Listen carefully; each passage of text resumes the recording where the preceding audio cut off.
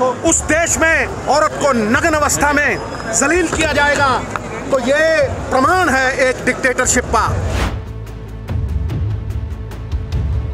लोगों की ताकत का फायदा उठा के बच्चियों को जलील किया गया जंतर मंतर पे। वो बच्चियां जिनका बल गौरवपूर्ण था पूरे देश के लिए। आप सोच के देखिए, जो मणिपुर में हुआ है वो पंजाब में भी हो सकता है।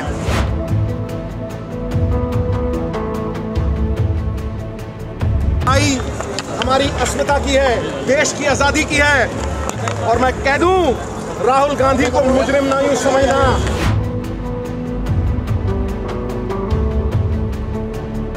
ये थोड़ा बहुत पसीना नहीं, अगर राहुल गांधी के लिए कांग्रेस के कार्यकर्ता को खून भी बहाना पड़ा तो हम पीछे नहीं हटेंगे।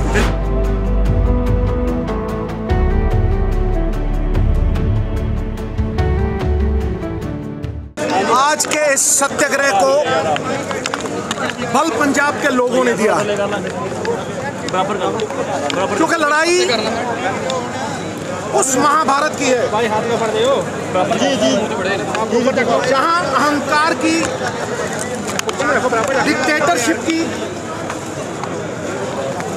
डिक्टेटरशिप की लोकतंत्र से है। राहुल गांधी के पूर्वजों ने श्री कृष्ण से प्रेरणा लेके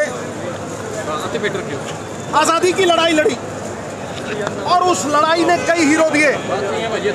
सरदार पटेल, जिन्होंने राजे राणे खत्म करके लोकतंत्र की स्थापना की, संपूर्ण कुलीन तंत्र में रानी का बेटा राजा, राजतंत्र में जिसका बल वो राजा।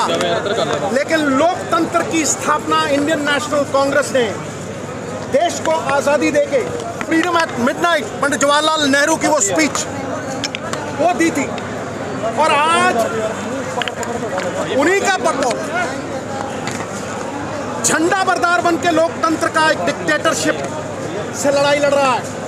जब उद्धव ठाकरे साहब की सरकार मुंबई में गिराई जाती है और उनका चोन चिन्ह छीन लिया जाता है, तो क्या वो लोकतंत्र के हक में है? बाबा साहब अंबेडकर ने देश को आजाद होने के 3 साल बाद संविधान की रचना रची थी। कॉन्स्टिट्यूएंट असेंबली बनी थी, हर देश के वर्ग को उसमें जगह मिली थी, हर सूबे को जगह मिली थी। और फिर इंडियन सॉवरन सोशलिस्ट रिपब्लिक की स्थापना हुई थी। रिपब्लिक का मतलब लोगों के अख्तियार, लोगों की ताकत, लोगों के वास्ते। और आज लोगों की ताकत एक तानाशाह डिक्टेटरशिप के वास्ते है। लोगों की ताकत सरकारें गिराने में, उद्धव ठाकरे साहब की सरकार गिराने में लगाई गई। लोगों की ताकत का फायदा उठा के बच्चियों को जलील किया गया जंतर मंतर पे। वो बच्चियां जिनका बल गौरवपूर्ण था पूरे देश के लिए, जिन्होंने पहलवानी में मेडल जीते, उन्हें जलील करके उस जगह से हटाया गया बगैर किसी वायलेंस के। उनका लोकतांत्रिक अधिकार छीन लिया गया। आज बल जो हर इंसान ड्रॉ करता है, मेरा ग्रंथ गुरु ग्रंथ साहब जी भी है और एक पॉलिटिशियन के नाते मेरा ग्रंथ संविधान है, जिसकी रचना बाबा साहब अंबेडकर और हमारे पूर्वजों ने की।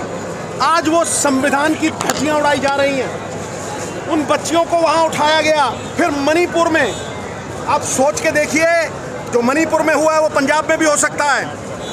हालांकि जुल्म करना अगर पाप है तो जुल्म सहना उससे भी बड़ा पाप है। बाबा नानक ने कहा, सो क्यों मंदा आखिए जित जम्मे राजान, उसे बुरा क्यों कहिए।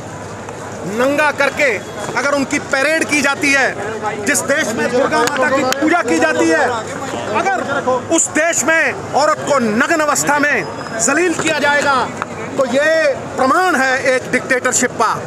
और मैं आपको बता दूं, सत्य की अगर कोई आवाज़ है जो लोकतंत्र की बेड़ियों को काट रही है, जो निर्भय होकर लड़ रही है, जो एक योद्धा बनके, एक योगी, एक कर्म योगी बनके सत्य की आवाज़ से झूठ की बुनियाद को हिला रही है, लोगों के अख्तियार लोगों को देने के लिए और किसी निजी फायदे के लिए नहीं, वो राहुल गांधी है।